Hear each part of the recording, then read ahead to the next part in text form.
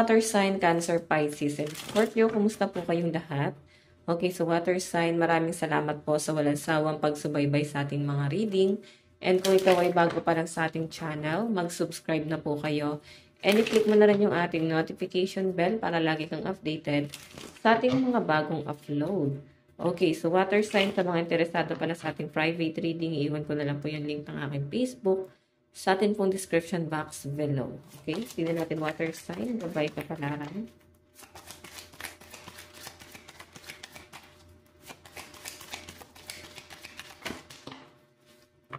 Okay. So, meron tayong death, homeless, and nightmare. Grabe, parang gumuho ang mundo ng mga water sign. Medyo down, involved sa third party. Okay, so, sa nasasagap ko rito, water sign, kung makita mo, no? Ayan, no? Down na down yung energy mo. I think patungkol to sa love life mo. Death kasi. Okay, pwede naghiwalay na kayo ng person mo. Pwede ang dahilan is third party, tatlo yung cross. So, pwedeng mas pinili ng person mo yung iba or pwedeng pa ulit-ulit na cheating yung ginagawa niya sa inyo. So, yung iba dito parang nagtitiis kasi nga,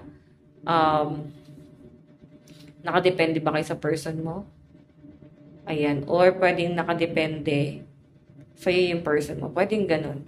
So, water sign hanggang ngayon, na-feel ko pa rin yung negative sa energy mo. Medyo down ka pa rin. Nandun ka pa rin sa point na parang iniisip mo pa rin yung mga nangyari. So, nahihirapan na mag-recover ang ibang water sign dito. Okay? Kumbaga parang biglang gumuho yung mundo. May nakikita kasi ako dito na parang marami kayong plinano nitong taong to.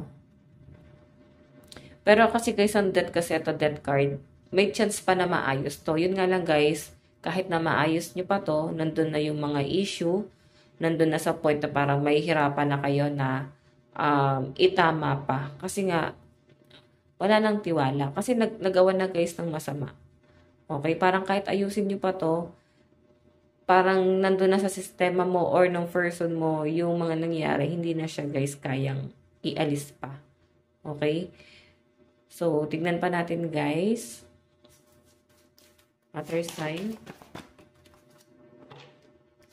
May nakikita ako dito water sign na yan.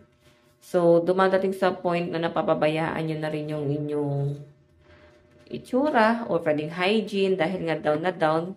Ganun naman talaga pag broken-hearted, no? Parang wala ka talagang gana sa lahat. Walang gana makipag-usap. Yung iba naman, pwedeng walang ganang maligo. May mga ganong scenario. So, kailangan mo tulungan yung sarili mo, water sign, na ma-overcome tong mga negativity na nangyayari sa inyo. So, makaka-recover ka naman, guys. Pero dahil nga down na down ka ngayon, may mga nade-depress dito, hindi ko pa masabi kung mabilis to, no? Okay? Wala rin ako nakita na parang may pinakikinggan kayo ngayon. Siguro may mga water sign dito na wala na kayo naririnig masyado. Okay? So, tignan pa natin water sign. Ano ba tong death? Baba ko lang guys yung video natin. Okay, so ano ba tong death? Ayan, okay na guys. Binaba ko lang yung camera. Nakaganon yung ulo ko. Nakatingal. Okay. Hindi ko nakikita yung video eh. Ano tong death? Spirit. Okay. Travel. Communication. Pwedeng wala kayong pag-uusap. Blinak ka. Blinak mo. Umiwas. So, yun yung nasasagap ko rito. 8 of Wands.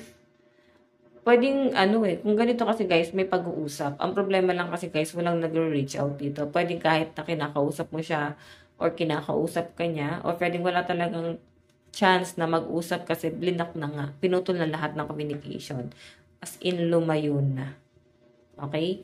Sige, tignan pa natin guys. Ayan, sa mga no contact, isa pa to sa nagpapastress. Sa mga water sign or pwedeng person mo, pwedeng gusto nga kausapin ng person mo pero hindi niya alam kung paano, no? Ano naman tong homeless?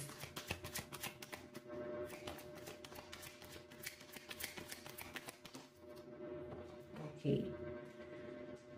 Diba? Pwedeng hindi naman siya guys literal na parang wala talaga kayong matirhan. Pwedeng, sa nakikita ko rito, King of Swords. Parang dahil nga naghiwalay na kayo ng person mo, baka nagpuntar kayo ng bahay, tapos parang kailangan nyo na maghati. Yung iba naman sa inyo guys, dahil naghiwalay, pwedeng meron kayong nirerentahan. So, ang worry dito is parang hindi na binabayaran yung rent, no?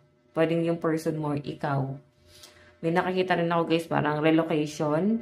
Baka lumipat ka na ng bahay kasi naalala mo pa rin yung memories nyo, itong taong to.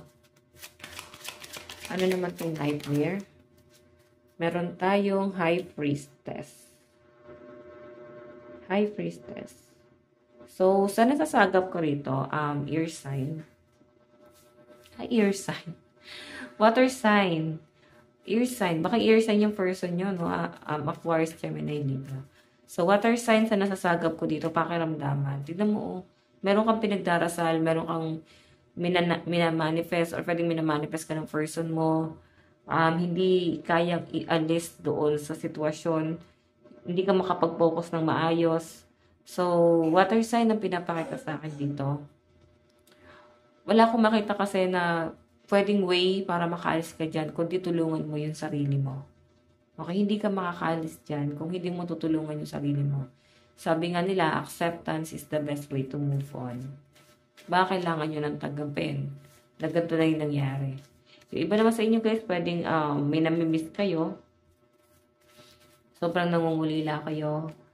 Yun nga lang guys, hindi mo alam kung paano mo sila kakausapin o paano kayo mag-uusap-usap ulit.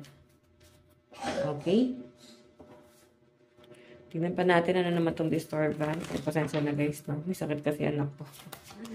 Oo po. Ano itong disturbance?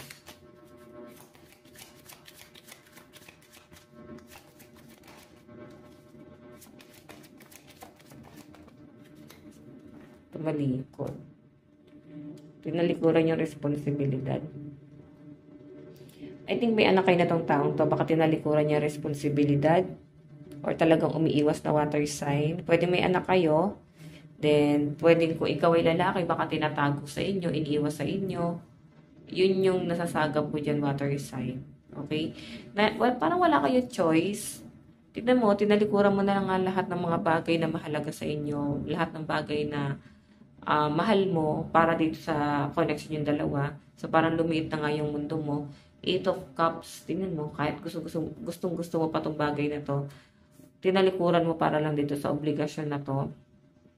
Pero parang hindi nag-work talaga yung relationship. Okay, sige, tignan pa natin. So guys, lucky number mo 79, 53, 75, 57.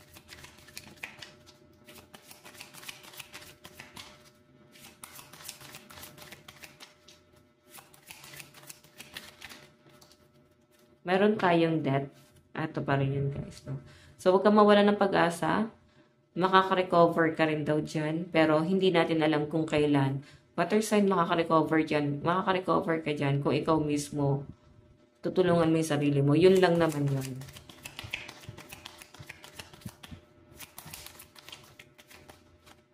Meron tayong 6 of Swords. Diba? Parang yung iba sa inyo na wala na nga kayo ng pag-asa, like, feeling nyo wala na talagang mangyayari, baka, wala na nga kayo makuhang assurance ito sa relationship na to. May nakikita ko dito, water sign, na parang kalmado ka nga, alis sa sitwasyon yung dalawa. And parang, mag-move on na lang yung iba sa inyo, tutulungan nyo na lang na mag-heal yung sarili mo. So, sa paglayo mo is talagang, isa lang yung goal mo. Parang mag-move on na. Okay?